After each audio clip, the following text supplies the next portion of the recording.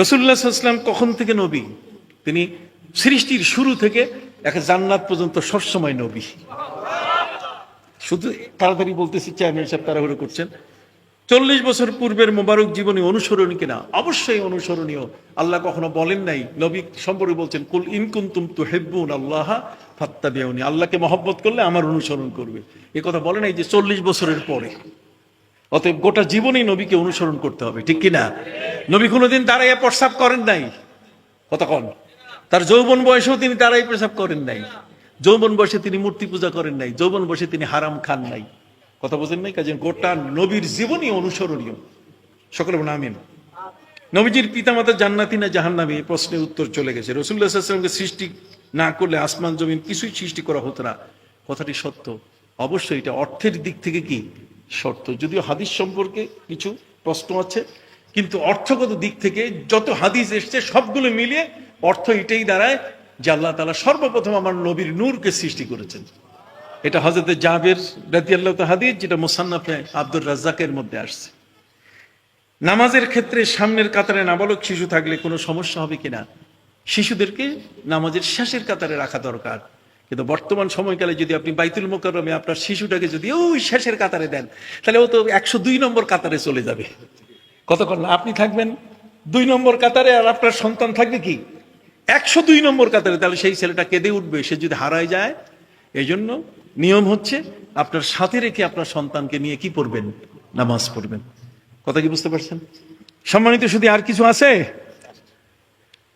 প্রধানমন্ত্রী জান্নাতি মানুষ, এই দেখেন প্যাসের মধ্যে ফাটাই দিছে।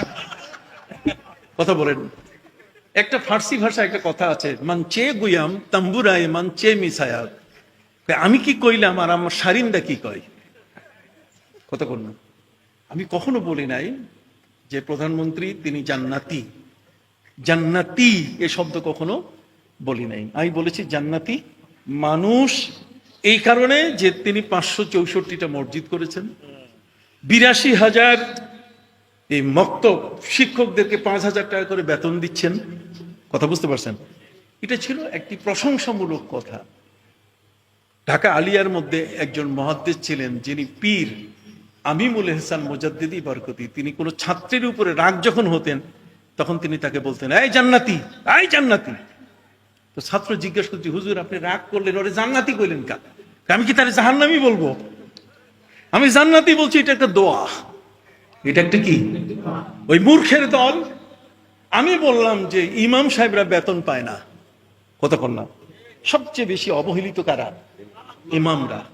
অতএব মাননীয় প্রধানমন্ত্রী পশ্চিমবঙ্গের মমতা ব্যানার্জির মতো একজন অমুসলিম হয়ে যদি ইমামদের জন্য 3,000 করে বেতন দেয়, আপনি প্রসূতি ভাতা দেন, আপনি বিধবা ভাতা দেন, আপনি মুক্তিযোদ্ধাদের প্রায় 50,000 কোটি টাকা তাদের যদি ভাতা দেন, তাহলে ইমামরা আপনার দিকে চেয়ে আছে। উদ্দেশ্য ছিল ইমামদের পেটের জন্য আমার ভিক্ষা করা। প্রধানমন্ত্রী জান্নাতি হওয়ার সার্টিফিকেট দেওয়ার ক্ষমতা আমার নাই, এটা অসম্ভব। আমি নিজেও জানি না যে আমি জান্নাতে যেতে পারবো কি না, আমি নিজেও জানি না।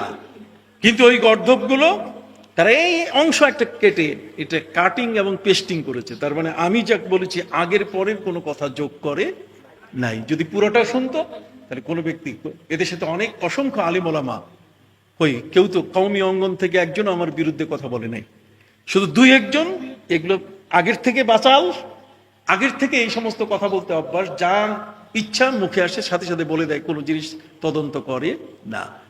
সুপ্রিয় দর্শক, এতক্ষণ আমার সাথে থাকার জন্য আপনাদেরকে অনেক অনেক মোবারকবাদ। যদি আমার এই ভিডিওটি ভালো লাগে থাকে তাহলে একটি ফলো করে দিবেন, লাইক কমেন্ট শেয়ার করে দিবেন, সাথেই থাকবেন। আমি আপনাদের সাথে আছি। আসসালামু আলাইকুম ওয়া রাহমাতুল্লাহি ওয়া বারাকাতুহু।